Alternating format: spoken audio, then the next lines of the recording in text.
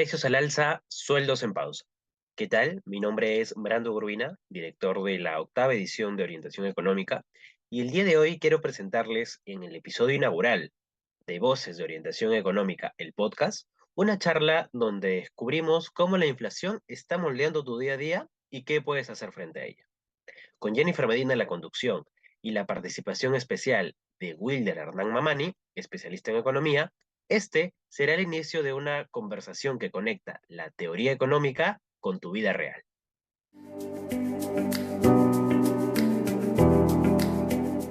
Hola a todos y todas, bienvenidos a este primer episodio de Voces de Orientación Económica, el podcast. Soy Jennifer Medina, bachiller en Economía por la Universidad Nacional Pedro Ruiz Gallo, y el día de hoy estamos dando inicio a este nuevo proyecto de orientación económica. Y más allá de la formación académica que podamos tener, es sobre todo la motivación a poder explorar y sobre todo el poder discutir temas que nos afectan como ciudadanos y que por supuesto también influyen en nuestra vida diaria. Como economistas, tal vez podemos estar familiarizados con ciertos conceptos como es, por ejemplo, la inflación, sus causas, sus efectos, el índice de precios del consumidor. Pero aquí vamos más allá de la teoría y vamos a desglosar los números y entender qué significan estos para ti. Y no sé si les habrá pasado que cuando acudimos al mercado y empiezan a adquirir ciertas cosas como arroz, pollo, tomate, cosas cotidianas, pero se dan cuenta que pagan de más. Luego queda pagar el alquiler, pasajes, el gas, y se preguntan por qué todo está en aumento menos nuestro sueldo. Y podría ser entre broma o algo gracioso, pero no es una percepción equivocada, sino más bien es una realidad que viven millones de peruanos. Y el día de hoy es un espacio para poder entender, sobre todo sin rodeos, sin tecnicismos o sin jergas complicadas, de cómo es que funciona realmente la economía en el día a día, no como ciertas versiones clásicas a las cuales ya estamos acostumbrados a titulares en la televisión, sino realmente lo que impacta directamente en el bolsillo de todos los peruanos. Hoy en este primer episodio de Voces de Orientación Económica, el podcast, vamos a buscar conectar puntos que realmente nos afectan: precios, salarios, el comportamiento del Estado y cómo es que también influyen las empresas y sobre todo las decisiones que, aunque parecen lejanas a nosotros, también nos afectan directamente. Hoy hablaremos de la inflación, del poder adquisitivo y del por qué, aunque el sueldo mínimo haya aumentado a 1.130, sigue siendo insuficiente para poder cubrir lo esencial. Y para eso no estamos solos. El día de hoy nos acompaña un invitado que conoce más al detalle sobre el tema. Él es Wilder Mamani, bachiller en Ingeniería Económica con vasta experiencia en análisis de datos, y también ha participado en diversos cursos de extensión universitaria organizados por instituciones como el Banco Central de Reserva del Perú y OCIPTEL. Con él vamos a desmenuzar lo que realmente está pasando y por qué todo sube, pero tu sueldo no. Precios al alza, sueldos en pausa. Un gusto, Wilder. Gracias por Hola. acompañarnos el día de hoy. Y te quería, bueno, para dar el inicio y para romper un poco el hielo, quisiera que nos expliques de manera sencilla qué es la inflación y cómo éste se genera. Bueno, un gusto saludarlos a todos. Espero que se encuentren muy bien. Gracias por la invitación al equipo de orientación económica. En este caso, pues podemos hablar de la inflación como un ejemplo, ¿no? Creo que es un ejemplo que todos hemos vivido en su día a día. Me gusta hablar, digamos, con estos temas, ejemplificando qué es lo que pasó entre nuestra vida, ¿no? Por ejemplo, cuando nosotros éramos niños, podríamos decir, o podíamos ir a una bodega y comprar digamos, un sol de pan y nos daban como 10 panes cuando éramos niños, ¿no? Es un ejemplo, por ejemplo, cuando yo vivía allá en Puno, soy natural de ahí, pero actualmente con un sol ya no podemos comprar esos 10 panes que en su momento podíamos adquirir. Ahora solamente podemos comprar 3 panes o incluso dos panes, ¿no? En algunos casos. Esta disminución de poder adquisitivo y el aumento general de los precios, o sea, no solo de los panes, sino de todos los productos, es a lo que llamamos la inflación. Ujú. Sí, bueno, nos acabas también de explicar un poco acerca de este término que siempre se escucha, ¿no? Acerca del poder adquisitivo, ¿no? Y cómo este se ha ido disminuyendo durante todo este tiempo. Tal vez los que nos están escuchando durante sus infancias compraban las galletas rellenitas a 20, 30 céntimos y hoy en día está a 50 céntimos cada una, hasta 80 céntimos en algunas tiendas, ¿no? Y si es que hablamos de una subida de precios, un aumento, ¿cómo es que podemos identificar tal vez los productos que más se han ido afectados por la inflación en el día a día, ¿no? ¿Qué productos han subido más de precio últimamente en nuestro país? Bueno, en sí ha habido un cambio en diferentes precios de diferentes productos, de hecho, ¿no? En mis prácticas profesionales en el Banco Central, normalmente nosotros íbamos a los mercados a cotizar eh, ha sido la evolución de este cambio de estos productos o de algunos productos principales que el Banco Central lo tomaba como prioridad, ¿no? Esto con el fin de hacer una comparación con los datos que el INEI, o sea, el Instituto Nacional de Estadística e Informática, eh, se podría hacer una comparación entre lo que informaban ellos y lo que se tenía en el Banco Central, ¿no? En mi experiencia, creo que los productos que más han aumentado el precio en estos últimos periodos, podría ser el pollo, el aceite, puede ser el pan incluso, que justo lo ejemplifiqué en la anterior pregunta, el arroz y también el transporte, ¿no? Por ejemplo, esto del transporte es algo muy curioso. En Puno, por ejemplo, antes de la pandemia, nosotros pagamos 50 céntimos como para ir de la orilla, de la ciudad a la otra orilla, ¿no? Pero ahora el precio está a un sol, o sea, básicamente ha subido un 100% desde el año 2019. O sea, es un dato curioso que me imagino que en las regiones que no solo son Puno, por ejemplo, en Arequipa, en Lima mismo, ha habido este incremento, ¿no?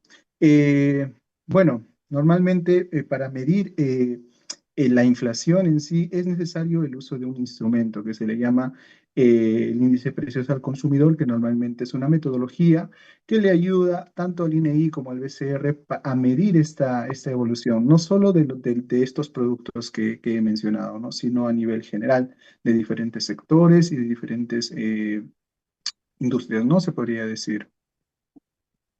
Claro, ¿no?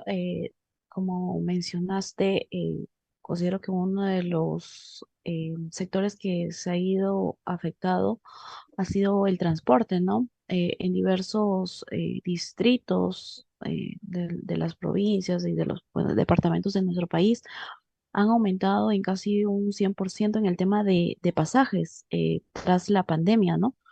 Y sobre todo porque al sufrir un mayor impacto son los que están más cerca al día a día del ciudadano, ¿no?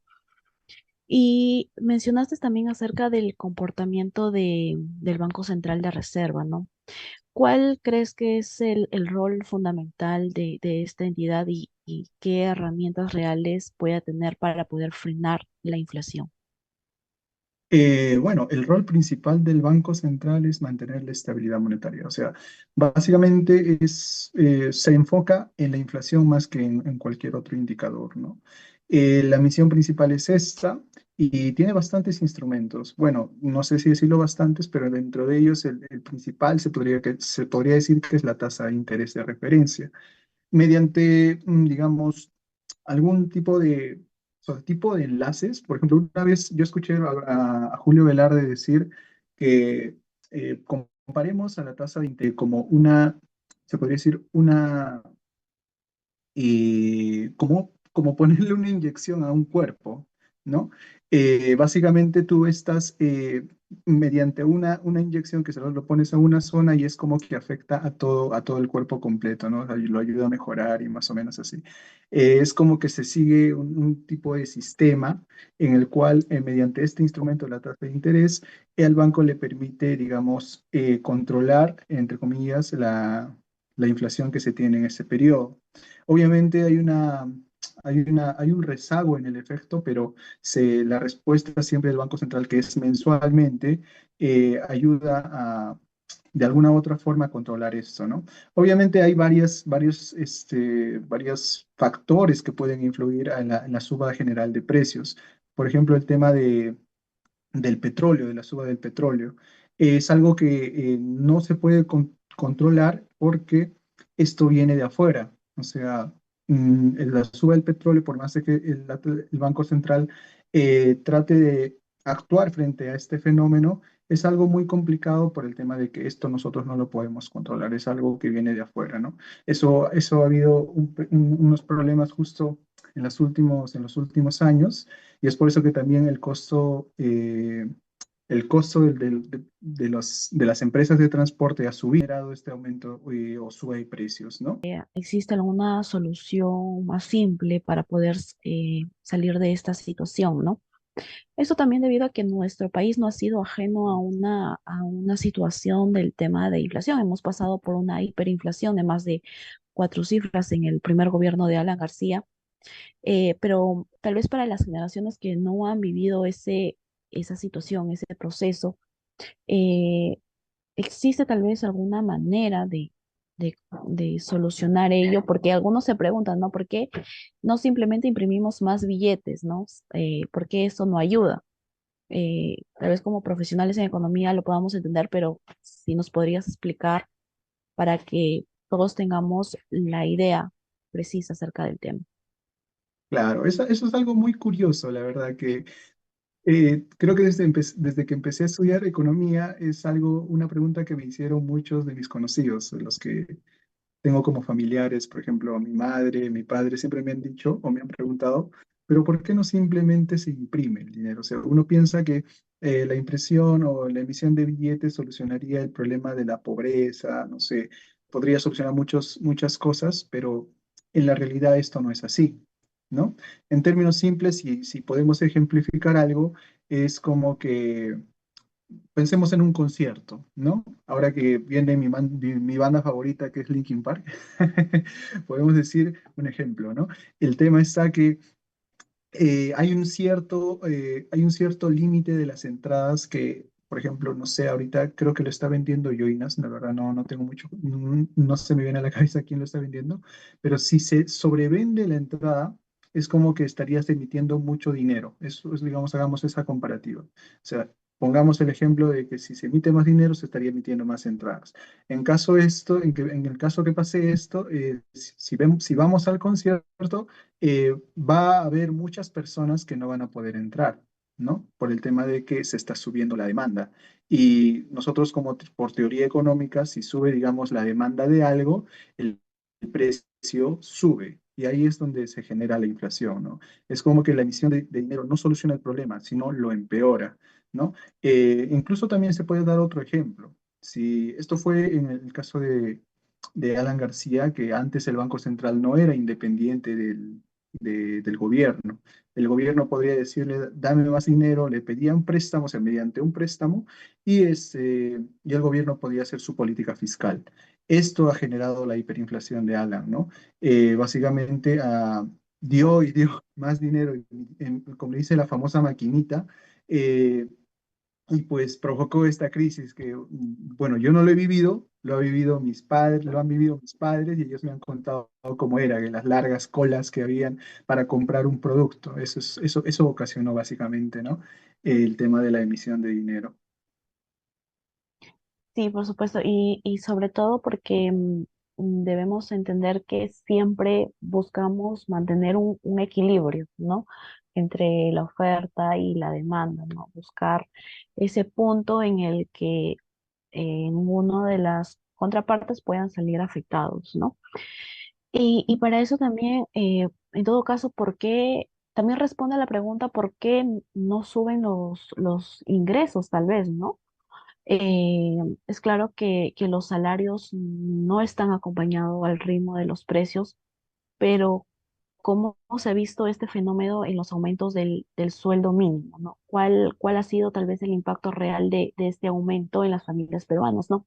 Tenemos un aumento ahorita a 1.130, sin embargo, sigue sin alcanzar em, como un poder adquisitivo para los ciudadanos. Ujú. Bueno, respondiendo a algo muy curioso que dijiste de por qué los ingresos no suben al ritmo de los precios, es porque los salarios en sí no se ajustan automáticamente a la inflación, ¿no? En el Perú no existe una regla que obligue a las empresas a subir el sueldo cada vez que suben los precios. Entonces, mientras el costo de vida sube o aumenta mes a mes, los ingresos suelen mantenerse igual por mucho tiempo. Incluso esto, si nosotros lo llevamos a la teoría económica, se le llama rigidez, ¿no? Las rigideces salariales. Que en términos simples, por ejemplo, podemos ejemplificar que cuando tú consigues un trabajo en sí, tú firmas un contrato y ese contrato especifica el sueldo y el sueldo lo mantienes por la duración de ese contrato. Es decir, por más de que la inflación aumente 5% este año, o sea, es un ejemplo, ¿no? No es que va a aumentar ese 5%, tu salario va a ser el mismo todo ese año, ¿no? Se queda estacionario, ¿no? Ahora, con respecto a al impacto real del aumento del sueldo mínimo, a pesar de que muchas personas consideran que es muy poco este aumento, pero tiene un gran impacto, o sea, no solo en la economía, sino en el sector, más que todo en el sector formal, ¿no?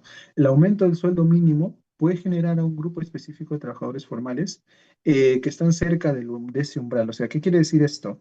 Que lastimosamente, Perú es un país con mucha informalidad, creo que está por encima del 70%.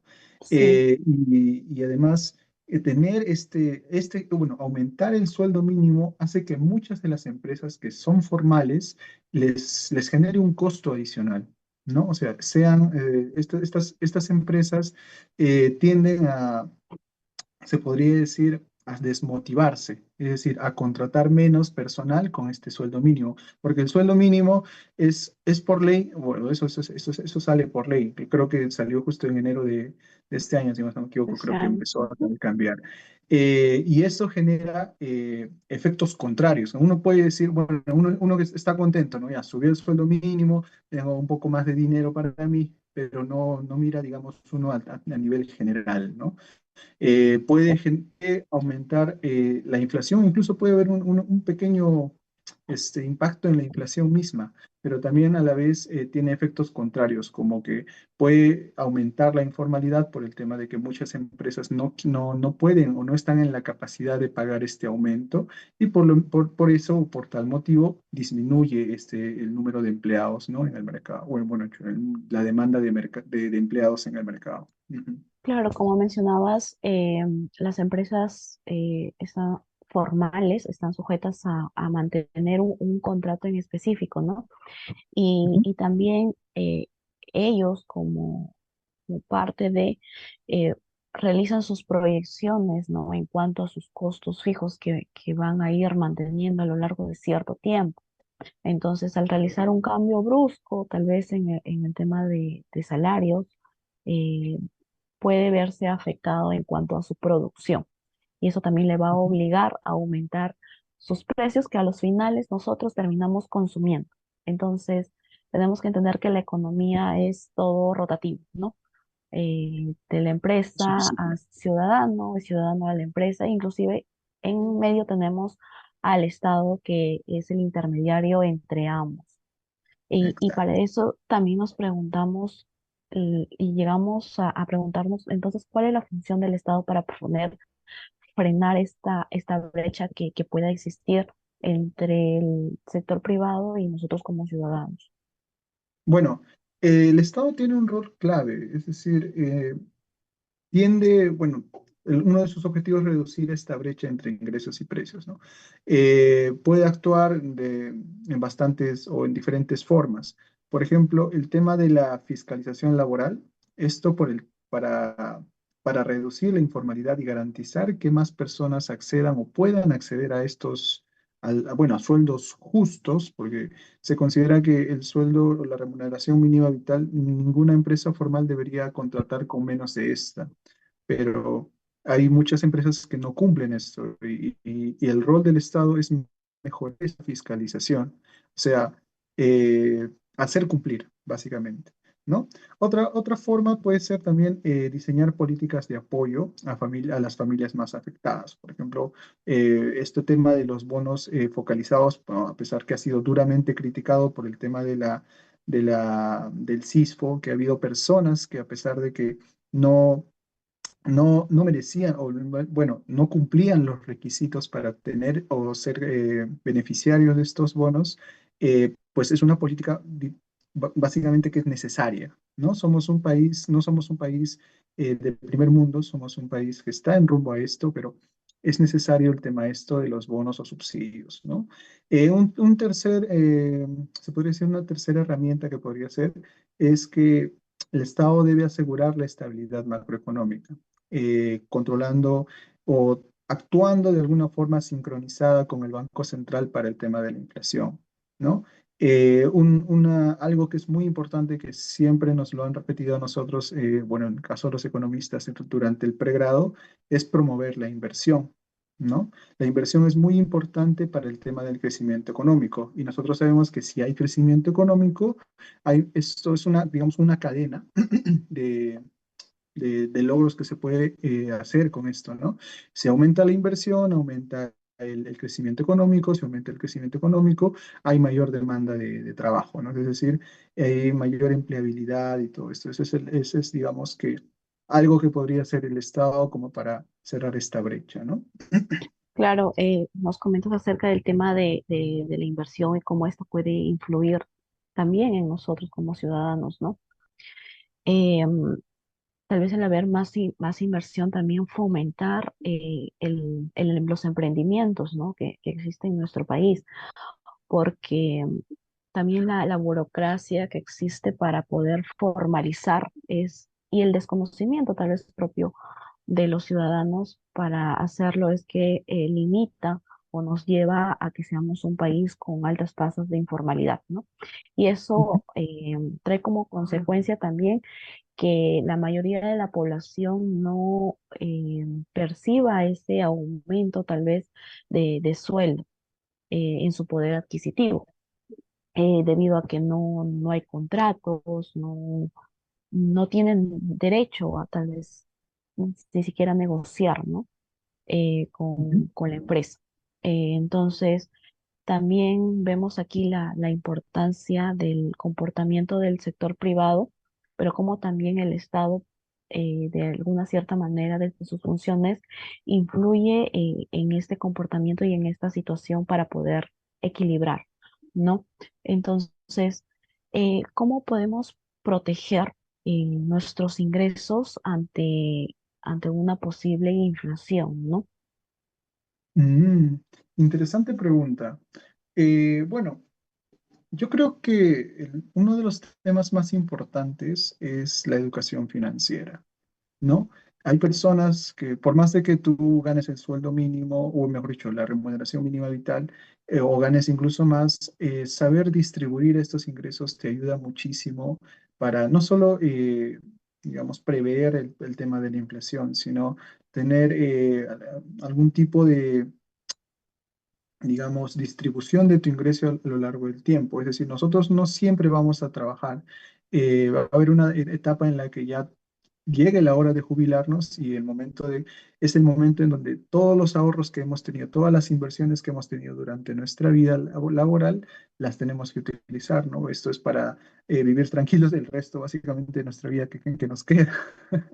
Una de nuestras formas que siento que es más simple de proteger tu ingreso es priorizar tus gastos, ¿no? Concentrándote siempre en adquirir lo esencial y postergando las cosas que no son urgentes para ti. O sea, imagínate que eh, entre elegir una cena, digamos, no sé, es algún ejemplo loco, en el mejor restaurante o en el restaurante más caro, ¿no? De Lima, digamos, ¿no? Y elegir un lugar, digamos, donde es tranquilo y puedes comer incluso más, ¿no? A veces esa necesidad, eh, tú tienes que saber priorizar tus gastos. Es decir, no, no siempre en una situación en la que te pueden dar el mismo nivel de utilidad, o sea, te pueden hacer de igualmente feliz ir a este lugar y a este lugar y gastar menos, es mejor priorizar eso, ¿no? Tratar de ver los costos y digamos, saber cuándo debes evitar lo que no es necesario para ti, sino lo que realmente necesitas, ¿no? Otra estrategia, por ejemplo, es ahorrar no solamente en el banco, o incluso hay personas que pueden guardar debajo del colchón, como es el caso de algunas, por ejemplo, mi mamá, que casi no confía mucho en las entidades bancarias. Ella prefiere guardarlas bien en una cuenta de ahorro que no le genera mucho interés o bien debajo del colchón. Pero es algo, si tú quieres, digamos, cuidarte del tema de la inflación, puedes invertir en algunos instrumentos que generen mayor interés que la inflación, ¿no? Puede ser depósitos a plazo, pueden ser fondos mutuos o fondos de inversión conservadores, que están disponibles al público en general, ¿no? No necesitas, digamos, ser un especialista, o sea, obviamente tienes que estar informado, pero es algo que tú puedes acceder como ciudadano, como estudiante, como trabajador, para que puedas cuidarte del tema de la inflación, ¿no? Al final, el objetivo que uno quiere es que tu dinero no pierda valor, ¿no? Es decir, que tú puedes tener 100 soles ahora, pero al final del año vas a tener, ¿no? En términos reales, vas a tener, por ejemplo, 95 soles, ¿no? Esa es la pérdida de valor que puede tener. Y el objetivo de cada persona debería ser cuidar el dinero que tiene y pues podría ser estas cosas o al menos estas formas que estoy recomendando, ¿no? Claro, sobre todo porque en nuestro país no existe un alto conocimiento en cuanto a, a los sistemas financieros, ¿no? Y sobre todo no hay esa cultura del ahorro, ¿no? Tenemos una población que sus ingresos tal vez es del día a día y no puede o no logra llegar a esa posibilidad, ¿no? Inclusive, según la encuesta nacional de hogares del ENAU para el año 2019, solamente 4 de 10 peruanos adultos contaban con un producto financiero, ¿no? Entonces, lo cual en cifras absolutas representaba alrededor de 9 millones de personas y que también estaba por debajo del umbral a nivel regional y mundial, ¿no? Y esto nos lleva a que debemos de buscar o que se deban incluir políticas que vean el tema del sistema financiero, la educación financiera en nuestra población, para así también poder cuidarnos de situaciones que si bien es cierto tenemos hoy en día un Banco Central de Reserva que está haciendo un excelente trabajo con Julio Velarde que está cuidando nuestra economía peruana, a pesar de que en alta dirección de nuestro país sí existan sus aumentos, ¿no? Y que nos mencionen que con tan solo 10 soles podemos vivir en el día a día, ¿no?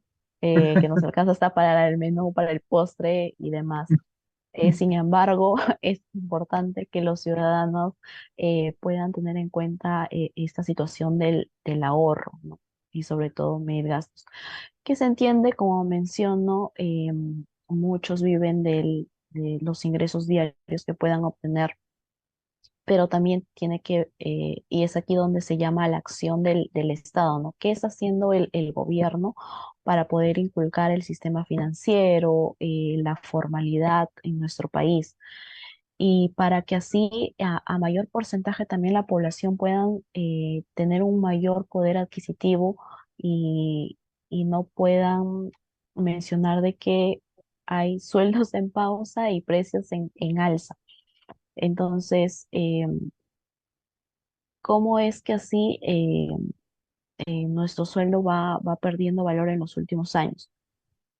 Hemos hablado eh, de manera un poco tal vez extensa, precisa, creo yo, acerca del tema de la inflación. No sé si nos quisieras compartir un mensaje para nuestros oyentes que se están sumando a este primer episodio de un nuevo proyecto de orientación económica. Bueno, un comentario final. Me parece que como economistas tenemos la tarea importante, digamos, de instruir a aquellas personas que nosotros conocemos o que no tengan conocimiento suficiente de lo que está pasando en nuestra economía. Eh, la verdad, un papel muy importante, considero yo. Tanto en nuestras familias, en nuestras amistades, podemos aconsejarles de alguna u otra forma cómo actuar ante esta situación. Ahora que vienen las elecciones, por ejemplo, en el año 2026, es muy probable que el tema del tipo de cambio esté aumentando para este periodo y nosotros como economistas ya debemos saber eso. Y digamos, de alguna u otra forma, o sea, no es una recomendación financiera ni nada, sino que ya podríamos estar previendo esto y, no sé, un ejemplo, comprar dólares, los que tenemos algo de capital, ¿no? Eso es, digamos, una forma de aprovechar la situación y pues ya, como economistas podemos aconsejar esto a nuestros familiares. Es algo, la carrera, la verdad, de economía es algo muy bonita. Creo que yo me enamoré desde el primer semestre y la verdad el proyecto que está haciendo orientación económica es algo muy bueno, es algo que me sorprendió. Me parece que esta es la primera edición, es más, del podcast y es algo muy interesante.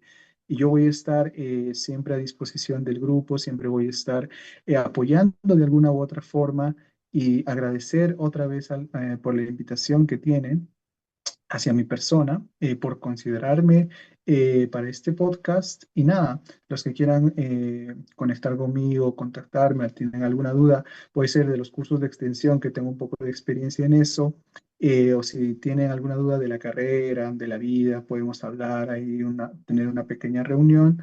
Y me pueden contactar a mi LinkedIn, que está con mi nombre, Wilder Hernán Mabaño Velázquez, o bien a mi Facebook, que básicamente Instagram no uso. Lastimosamente yo soy de la vieja escuela. Instagram no uso, pero pueden contactarme por ahí. Y nada, gracias al equipo nuevamente y pues espero volver en algún podcast o en alguna otra actividad, ¿no? Muchas gracias a ti por ser partícipe de este primer episodio y hemos hablado de una sensación muy común entre los ciudadanos, ¿no? Y que muchas veces no es explicada con claridad, ¿no? Y existe un desbalance que se tiene entre los precios y los ingresos, ¿no? Esa sensación de incomodidad en los mismos ciudadanos con el gobierno de hoy en día y de los que han venido en todos estos años.